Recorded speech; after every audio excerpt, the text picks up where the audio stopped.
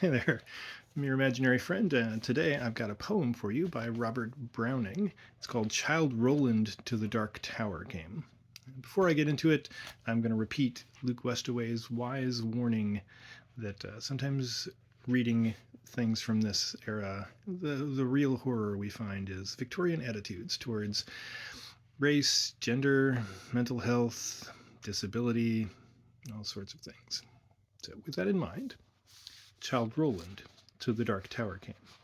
There's a subtext that says, see Edgar's song in Lear. Now, that's a reference to Gloucester's son Edgar is pretending to be a madman and sings some nonsense as part of that disguise. And among the things that he says are, Childe Roland to the Dark Tower came, and his word was still fie, foe, and fum.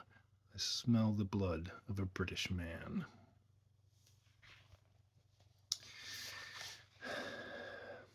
My first thought was he lied in every word, that horrid cripple, with malicious eye askance to watch the working of his lie on mine, and mouth scarce able to afford suppression of the glee that pursed and scored its edge at one more victim gained thereby. What else should he be set for with his staff? What save to waylay with his lies, and snare all travellers who might find him posted there and ask the road? I guessed what skull-like laugh would break, what crutch 'gin write my epitaph for pastime in the dusty thoroughfare, if at his counsel I should turn aside into that ominous tract which all agree hides the dark tower. Yet acquiescingly I did turn as he pointed, neither pride nor hope rekindling at the end descried, so much as gladness that some end might be. For what with my whole world-wide wandering, what with my search drawn out through years, my hope dwindled into a ghost not fit to cope with that obstreperous joy success would bring. I hardly tried now to rebuke the spring my heart made, finding failure in its scope. As when a sick man very near to death seems dead indeed, and feels begin and end the tears, and takes the farewell of each friend, and hears one bid the other go, draw breath freelier outside, since all is o'er, he saith, and the blow fallen no grieving can amend. While some discuss if near the other graves be room enough for this, and when a day suits best for carrying the corpse away, with care about the banners, scarves, and staves, and still the man hears all, and only craves he may not shame such tender love, and stay. Thus I had so long suffered in this quest, heard failure prophesied so oft, been writ so many times among the band, to wit, the knights who to the dark tower's search addressed their steps, that just to fail as they seemed best, and all the doubt was now, should I be fit? So, quiet as despair, I turned from him, that hateful cripple, out of his highway into the path he pointed. All the day had been a dreary one at best, and dim was settling to its close, yet shot one grim red leer to see the plain catch its estray. For mark, no sooner was I fairly found pledged to the plain, after a pace or two, than pausing to throw backward a last view o'er the safe road, 'twas gone. Grey plain all round, nothing but plain to the horizon's bound. I might go on, naught else remained to do. So on I went. I think I never saw such starved, ignoble nature. Nothing throve. For flowers, as well expect a cedar grove. But cockle, spurge, according to their law, might propagate their kind, with none to awe, you'd think. A burr had been a treasure trove. No, penury, inertness, and grimace, in some strange sort, were the land's portion.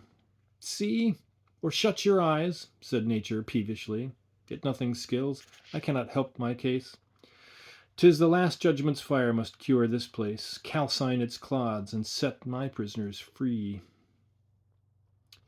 If there pushed any ragged thistle stalk above its mates, the head was chopped. The bents were jealous else. What made those holes and rents in the dock's harsh swarth leaves, bruised as to balk all hope of greenness? 'Tis a brute must walk, pashing their life out with a brute's intents. As for the grass, it grew as scant as hair in leprosy. Thin, dry blades pricked the mud, which underneath looked kneaded up with blood. One stiff, blind horse, his every bone a stare, stood stupefied, however he came there, thrust out past service with the devil's stud. Alive? He might be dead for aught I know. With that red gaunt and colloped neck astrain, and shut eyes underneath the rusty mane, seldom went such grotesqueness with such woe. I never saw a brute I hated so. He must be wicked to deserve such pain. Then came a bit of stubbed ground, once a wood, next a marsh, it would seem, and now mere earth, desperate and done with. So a fool finds mirth, makes a thing, and then mars it, till his mood changes, and off he goes. Within a rood, bog, clay, and rubble, sand, and stark black dearth. Now blotches rankling, coloured grey and grim, now patches where some leanness of the soils broke into moss or substances like boils. Then came some palsied oak, a cleft in him like a distorted mouth that splits its rim, gaping at death, and dies while it recoils. And just as far as ever from the end, not in the distance but the evening, not to point my footstep further. At the thought, a great black bird, Apollyon's bosom friend, sailed past, nor beat his wide wing dragon-penned that brushed my cap. Perchance the guide I sought. For, looking up, aware I somehow grew, spite of the dusk, the plain had given place all round to mountains, with such name to grace mere ugly heights and heaps now stolen in view. How thus they had surprised me, solve it you? How to get from there was no clearer case. Yet half I seemed to recognize some trick of mischief happened to me, God knows when, in a bad dream, perhaps. Here ended, then, progressed this way, when, in the very nick of giving up one more time, came a click as when a trap shuts. You're inside the den. Burningly it came on me all at once. This was the place. Those two hills on the right crouched like two bulls locked horn in fight, while to the left a tall scalped mountain, dunce, dotard, a dozing at the very nonce, after a life spent training for the sight. What in the midst lay but the tower itself? The round squat turret, blind as the fool's heart, built of brown stone, without a counterpart in the whole world. The tempest's mocking elf points to the shipman thus the unseen shelf he strikes on, only when the timbers start. Not see? Because of night, perhaps? Why, day came back again for that. Before it left, the dying sunset kindled through a cleft. The hills, like giants at hunting, lay chin upon hand to see the game at bay. Now stab and end the creature, to the heft. Not here? When noise was everywhere, it tolled increasing like a bell, names in my ears of all the lost adventurers, my peers, how such a one was strong, how such was bold, and such was fortunate. Yet each of old lost, one moment knelled the woe of years.